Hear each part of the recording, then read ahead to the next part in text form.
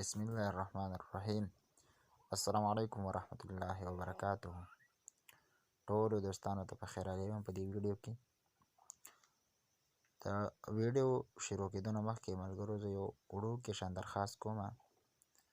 که تاسو د اوسه پورې زما د یوټیوب چینل نه سبسکرایب کړئ، مهرباني وکړئ دا سبسکرایب کړئ، ورسره ګنټۍ نشان وهئ. دې دپاره چې کومه ویډیو زه اپلوډ کړم هغه به ستاسو نه ضایع کېږي نه، په ټایم به تاسو ته نوټیفیکیشن میلاویږي. ملګرو ستاسو نه امید ساتم چې تاسو زما دا چینل خامخا سبسکرایب کوئ. راځئ ملګرو تاسو ته زه په دې ویډیو کې د یو ډکشنرۍ باره کې خبره کوم چې یو ډکشنري څه ته وایي او دا څه فایدې ورکوي. ملګرو تاسو کتلی شئ چې یو ډکشنري چې کومه ده نو هغه دا انټرفیس دی.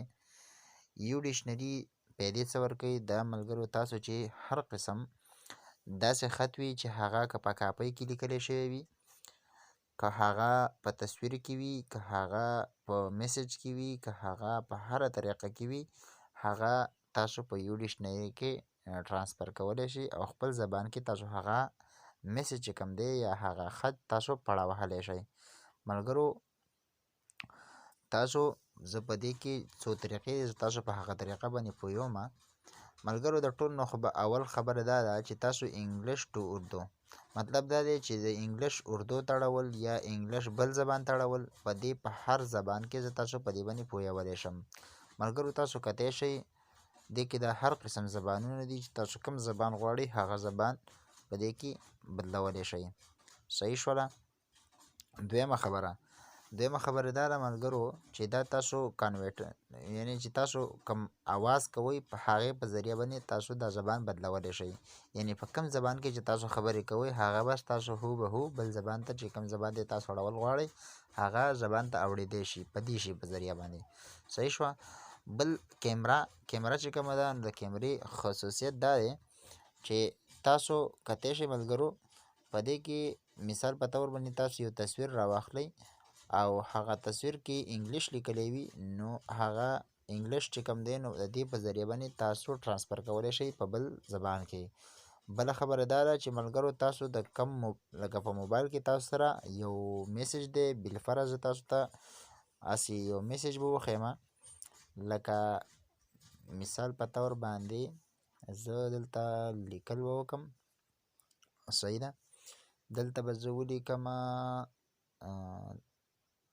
مثال په طور باندې دا خو ولیکه زما څه thanks for letting me. صحیح شو. دا ما ولیکو ملګرو. صحیح ده.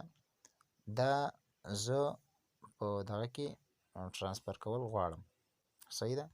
ما دا یو ډکشنري راواړوله. په یو ډکشنري کې ما بالفرض زه دا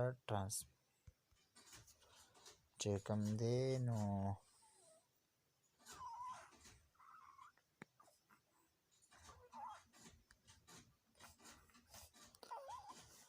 هغه د دې سیټینګ به وکړئ. تاسو میجیک اپشن ته به راشئ. صحیح شو. دا تاسو کتلی شئ ملګرو میجیک اپشن ته به تاسو راشئ. اوس تاسو ګورئ ملګرو هغه لیکلو ما دلته تاسو ګورئ. صحیح ده. دا ماته وایي چې ته دا دغه که نو دلته زه یو ډکشنري پې آن نه وه، زه به یو ډکشنري آن کړم. ما به یو ډکشنري آن کړه ملګرو. تاسو اوس دې ته ګورئ. صحیح ده. یعنی مجھے بتانے کے لیے شکریہ.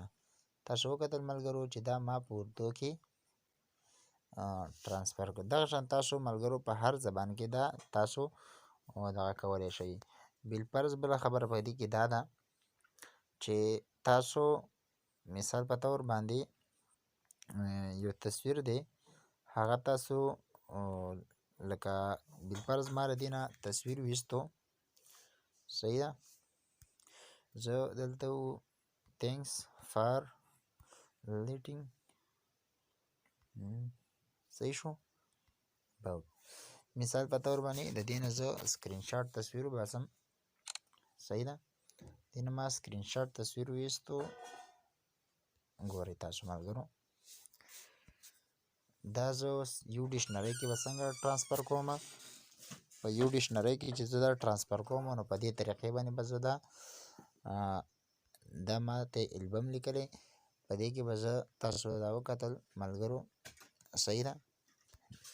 په دې طریقه باندې به تاسو دا دغه چې کوم دی دا به تاسو په دې کې دا تاسو وکتل ملګرو صحیح شو.